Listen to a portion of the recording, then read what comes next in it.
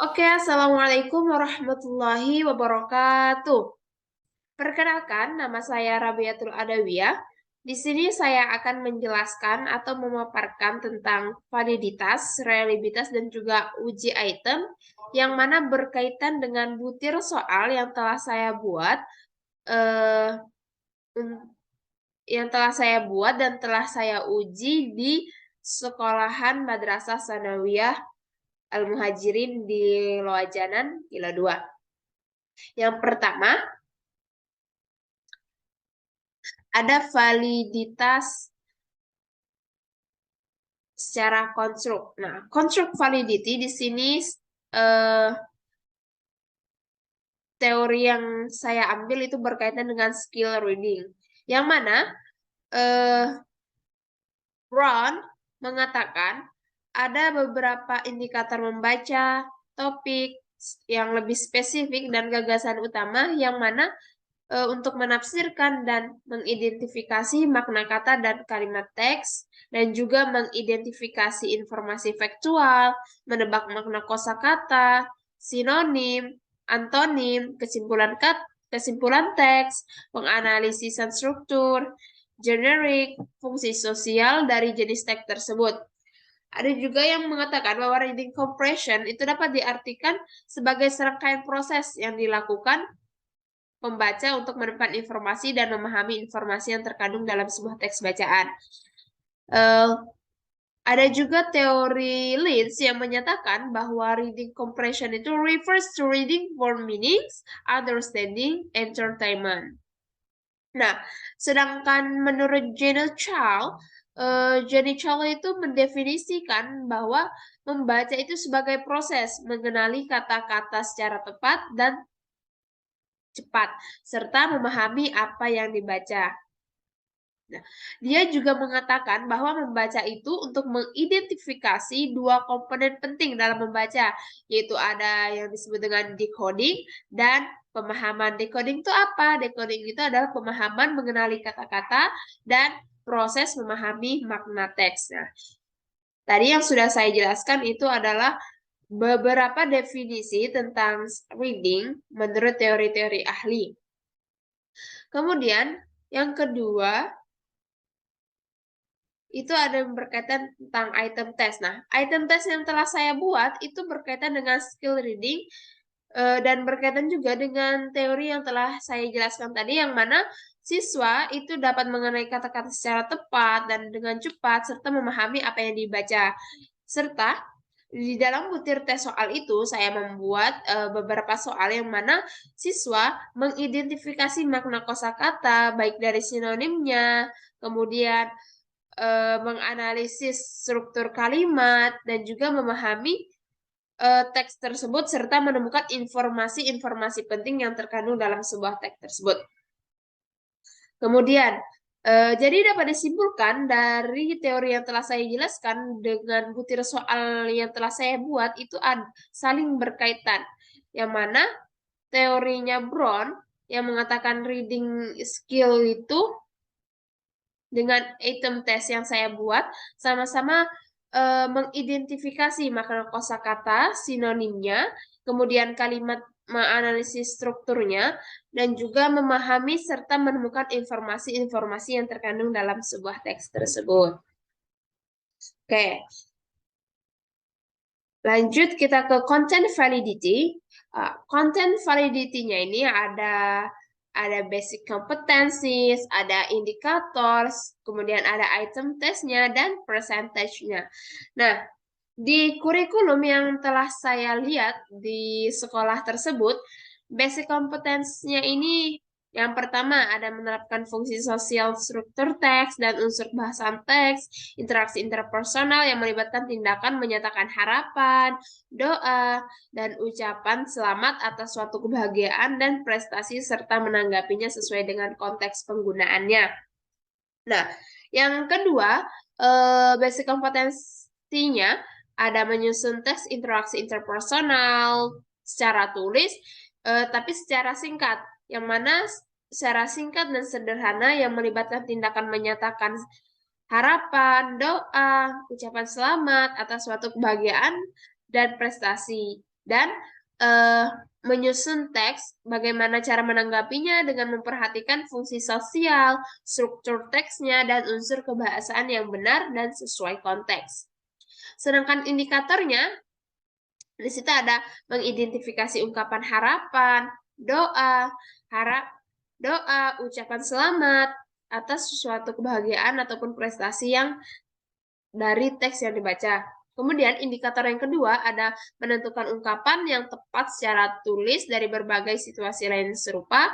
Kemudian indikator yang ketiga ada menyusun teks interaksi interpersonal tulis sangat pendek. Nah, dari indikator tersebut, saya membuat beberapa item test multiple choice yang indikator pertama itu ada terdapat soal nomor 1, 2, 3, 5, 6, 7, 8, 13, 14, dan 16.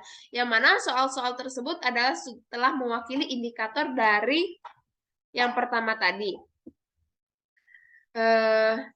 Sedangkan presentasinya itu ada sebanyak 50%. Kemudian di indikator kedua itu item test yang saya buat ada beberapa soal, yaitu ada nomor 4, 9, 11, 12, 15, 17, 18, 19, dan 20. Yang mana presentasi dari butir soal yang telah saya buat ini ada sekitar 45%. Dan terakhir itu ada satu soal yang mana ini memang tingkat kesulitannya agak tinggi. Jadi saya membuat dengan satu soal yang mana itu menyusun teks interaksi interpersonal tulis sangat pendek. Nah, di sini butir soal yang telah saya buat ada di nomor 10 dan presentasinya ada 5%. Kemudian kita lanjut ke uji reliabilitas. Nah, di uji reliabilitas saya menggunakan rumus KR21.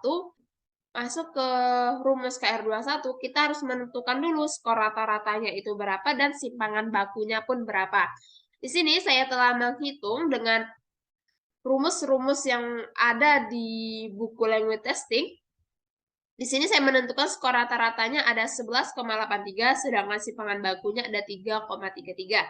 Nah, setelah kita mendapatkan skor rata-rata dan simpangan baku, maka kita masukkan ke rumus KR21, yang mana KR21 yaitu K itu termasuk butir tes, K dibagi K kurang 1, kemudian 1 dikurang skor rata-rata, butir soal dikurang skor rata-rata, kemudian dibagi lagi dengan butir soal dikali dengan simpangan baku. Nah, di sini jelas saya ada cantumkan dengan 20, kemudian dibagi dengan 19. Sedangkan hasil yang saya temukan adalah 0,501. Kalaupun kita jadikan puluhan, bisa menjadikan 0,50 saja. Akan tetapi tetap saja butir tes secara keseluruhan yang telah saya buat itu tidak reliabilitas. Karena apa? Dikatakan reliabilitas apabila itu skor yang dijumlahkan secara keseluruhan itu mencapai lebih dari 0,70 atau 0,700. Kemudian lanjut ke yang kedua. Maaf, lanjut kita ke bagian 3, itu ada uji item yang mana di sini pertama kita item difficulty. Nah, di item difficulty ini yang mana rumus dari menentukan item difficulty ini adalah jawaban benar dibagi jumlah peserta. Nah, jumlah peserta saya itu ada 30 orang.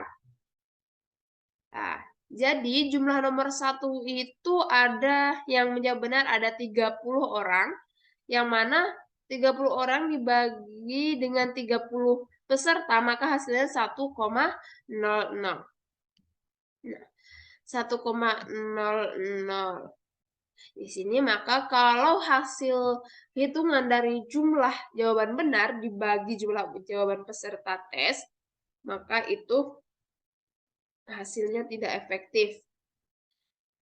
Yang mana di jumlah item difficulty ini ada beberapa kriteria yang mana kalau di bawah 0,20 itu maka dikatakan kategori sulit, sedangkan kalau di 0,50 itu sedang dan mudah itu di 0,90, sedangkan kalau tidak efektif dari 0,00 sampai 1,00 itu sangat tidak efektif. Jadi, dapat saya simpulkan bahwa ada beberapa soal yang tidak efektif, yaitu di nomor 1, 2, dan 7. Sedangkan kategori sulit ada di nomor 8 dan 17. Di kategori sedang itu ada nomor 4, 6, 9, 10, 11, 12, 13, 14, 16, 18, 19, dan 20. Sedangkan di kategori mudah ada beberapa soal, yaitu ada 3 soal, 3, 5, dan 15. Oke, lanjut di item discrimination. Nah, di item discrimination ini kita menentukan daya pembeda yang baik dan benar. Nah, dalam menentukan daya pembedanya ini ada rumusnya, yang mana dari kelompok height itu dikurang kelompok L itu dari jawaban yang benar, kemudian hasil dari pengurangan dari kelompok height dan kelompok L baru dibagi dengan jumlah peserta di setiap kelompoknya.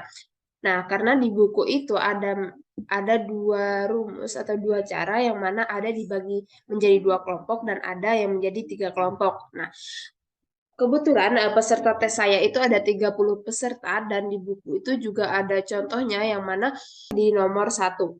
Nomor 1 itu yang jawabannya benar ada 10 orang, dari kelompok lo juga ada 10 orang, sedangkan 10 dikurang 10 hasilnya 0, dan 0 dibagi 10 hasilnya 0,00. Nah, 0,00 ini juga termasuk tidak efektif atau tidak bagus. Di dalam daya pembeda itu ada beberapa kriteria juga yang mana dia dikatakan daya pembedanya sangat baik, habis kemudian sedang, cukup, kemudian yang sangat tidak baik. Nah, dari butir soal yang tergolong baik atau tingkat pembedanya yang sangat baik itu ada butir soal 3, 6, 9, 11, 13, dan 18. Sedangkan butir soal yang tergolong cukup baik itu ada, tapi perlu perbaikan ada di butir soal nomor 8 dan 19. Sedangkan di butir soal yang tergolong kurang baik dan perlu direvisi ada di butir soal 4, 14, 15, 16, dan 17. Sedangkan butir soal yang sangat tidak baik dan perlu direvisi bahkan boleh ditiadakan itu ada di butir soal nomor 1, 2, 5, 7, 10, 12, dan 20. Kemudian yang terakhir ada di structure analysis. Di structure analysis ini berguna bagi butir soal yang kita buat itu adalah pilihan ganda atau multiple choice. Nah, dalam multiple choice pun pilihan jawabannya itu bisa lebih baik apabila makin banyak pilihan jawaban yang kita buat, maka itu termasuk butir soal yang baik. Nah, saya ambil contoh di nomor 1. Di pilihan dalam mengukur atau menghitung pengecoh mana yang baik atau tidak, di situ bisa dilihat sesuai dengan rumus yang ada di buku, jawaban yang dipilih peserta tes dari kelompok height atau low itu dilihat. Misalnya dari kelompok pilihan yang dipilih dari kelompok low itu lebih besar dari pilihan jawaban yang dipilih kelompok height, maka itu termasuk pengecoh yang berhasil. Akan tetapi jika sebaliknya, jika yang memilih lebih besar dari kelompok height daripada kelompok low, maka itu pengecohnya tidak berhasil. Dan apabila sama-sama tidak ada yang memilih, maka juga itu tidak berhasil. Apabila ada yang memilih tetapi besar atau sama skornya, maka itu termasuk pengecoh yang berhasil. Saya ambil contoh dari nomor 3. Di nomor 3 ini, jawaban yang benar adalah C. Akan tetapi yang memilih A ada. Dari kelompok height itu 0, nggak ada sama sekali. Tapi dari kelompok low itu ada 4 orang yang memilih A. Jadi, di sini bisa kita lihat ada 4, sedangkan 4 itu termasuk pengecoh yang berhasil. Oke, kalau 0 dan yang memilih maka hasilnya negatif. Begitu seterusnya. Nah, sampai di nomor 20.